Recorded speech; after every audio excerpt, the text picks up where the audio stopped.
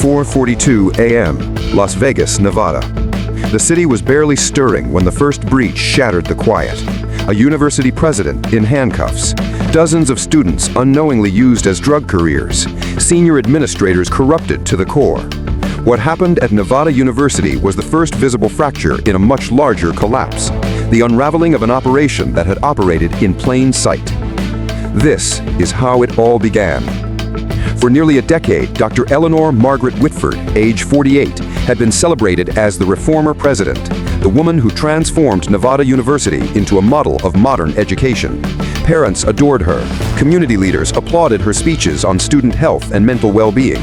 She was the face on every brochure, steady, brilliant, trustworthy. But behind the polished smile was something rotten.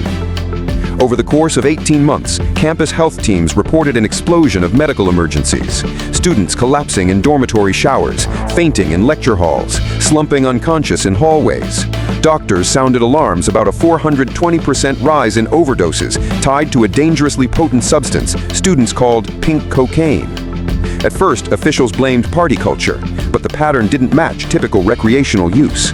This drug was flowing too efficiently, too consistently, and too deeply into freshman dorms to be accidental. The real clue came from campus mailroom logs. Packages arrived almost daily, small, unremarkable parcels with digital routing signatures linking them to a violent Sinaloa cartel faction. When FBI cyber units traced hundreds of dark web orders, every path curved back to the same destination: the administrative floors of Nevada University and Dr. Whitford's own office. The student trend was no trend at all. It was a cartel-engineered supply chain operating inside a university trusted by tens of thousands. And the deeper federal agents dug, the more sinister the picture became. 1. The secret network inside the campus. What began as scattered clues slowly formed the outline of a hidden structure. For 9 months, analysts from the FBI, DEA, and the Department of Homeland Security pieced together digital breadcrumbs, late-night payment transfers, erased mailroom entries, manipulated shipping labels, and encrypted dark web conversations. One truth grew undeniable. Dr. Witford was not ignoring the drug crisis, she was orchestrating it. She had quietly recruited 34 students, mostly freshmen and sophomores, convincing them they were participating in a special health distribution initiative. That title came directly from her office. In reality, these students were unknowingly ferrying pink cocaine across campus, disguised as supplement kits. Their backpacks became delivery vehicles. Their dorm routes became distribution corridors. They walked past campus security without suspicion. Meanwhile, 5 senior administrators, all longtime staff members, were altering shipping logs, clearing suspicious packages, and diverting cartel shipments into university buildings. Their cooperation allowed the network to grow undetected. Then came the financial revelation. More than $28.7 million of cartel funds had been funneled through the university's Innovation Funding Initiative. On paper, the money supported scholarships, wellness programs, research labs, and infrastructure upgrades. But investigators discovered that nearly every dollar came from shell companies tied to the Chapitos-linked Sinaloa subgroup. The university had unknowingly, or perhaps knowingly, become a laundering machine. By the time agents connected every digital thread, it was clear. This was not sloppy oversight. This was a criminal syndicate embedded inside an American university, and tearing it down would require precision. 2. The 4:42 a.m. raid, the moment everything broke. Inside a secured command post in San Bernardino, a glowing digital map marked 12 key locations tied to Whitford's operation.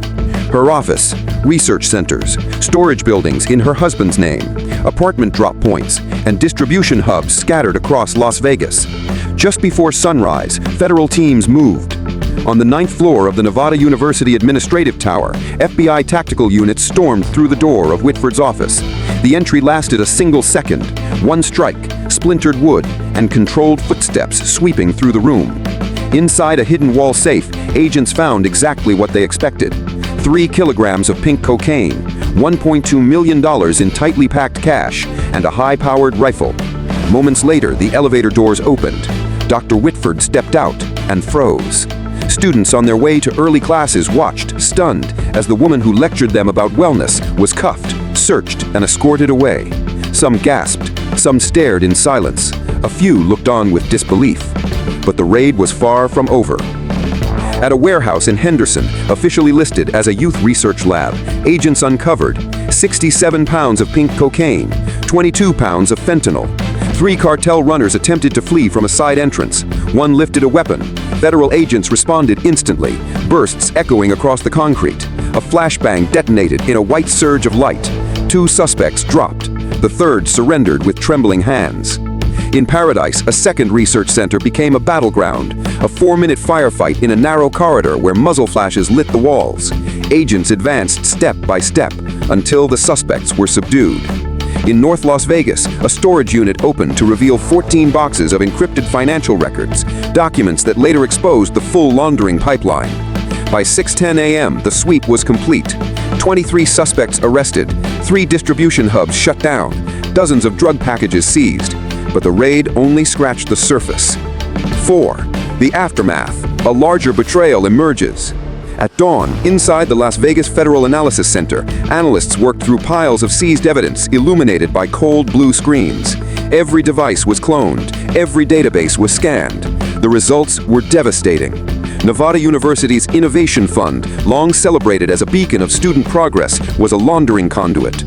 The nonprofits associated with campus mental health initiatives were nothing but empty shells. Then, investigators examined the off-campus properties registered under the name of Mayor Thomas Vega, Whitford's husband. City planning documents revealed that several approvals had bypassed standard safety reviews entirely. The buildings were not research labs. They were staging grounds, storage hubs, and packaging sites, disguised under academic paperwork. As the scope widened, federal agents realized the university wasn't the victim of external exploitation. It was the engine. 5. The quiet phase, holding the insiders accountable. By mid-morning, agents entered the administrative wings of the university. No battering rams, no flashbangs, just quiet precision. Offices once dedicated to student programs were now treated as crime scenes. The 5 administrators who altered shipping logs were escorted out silently, past framed awards and motivational posters. Cash envelopes hidden in drawers, altered mailroom entries, falsified delivery slips, all painted the same picture. In the wellness department's evidence locker, agents found sealed packages with tracking numbers matching cartel shipments. The very department meant to protect students had been turned into a distribution arm. Interviews with the 34 student couriers were heartbreaking. Many collapsed into tears when they learned they had unknowingly moved cartel product. They believed they were distributing medical kits. They were victims, not accomplices. City offices linked to Mayor Thomas Vega faced their own reckoning.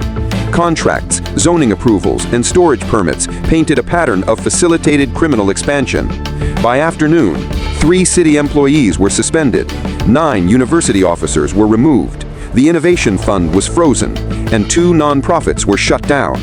Outside the campus, parents gathered in shock and fury. They had trusted the university, and they had been betrayed. Maintaining the investigation deepens.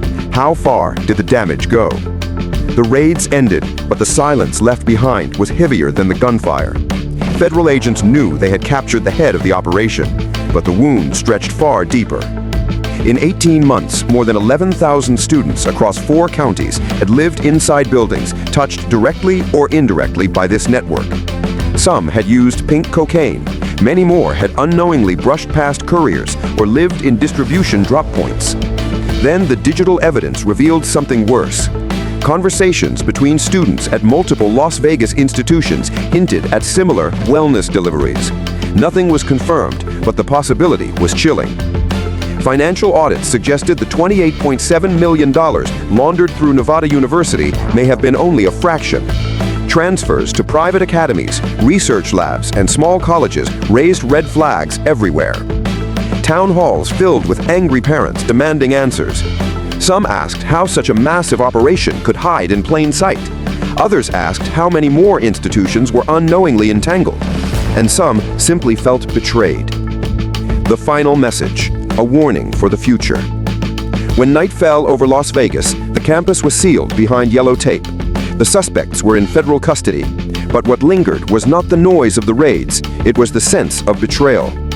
Parents had trusted the institution, students had admired their president, and all the while, a cartel network had operated from offices decorated with diplomas and leadership awards. Dr. Eleanor Margaret Witford had not merely failed her university, she weaponized it. She turned classes into corridors for distribution. She turned students into transporters. She turned wellness programs into laundering streams. She stood beside parents and smiled while poisoning the very students she vowed to protect. The real lesson was stark. Danger doesn't always come from the shadows.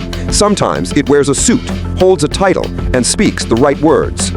And that's why this story matters, because it reminds us what happens when trust is blind, and why communities, especially older adults, parents, and voters, must stay vigilant. If stories like this don't reach people, the next infiltration may happen unnoticed. So don't forget to like, subscribe, and share so the news spreads out.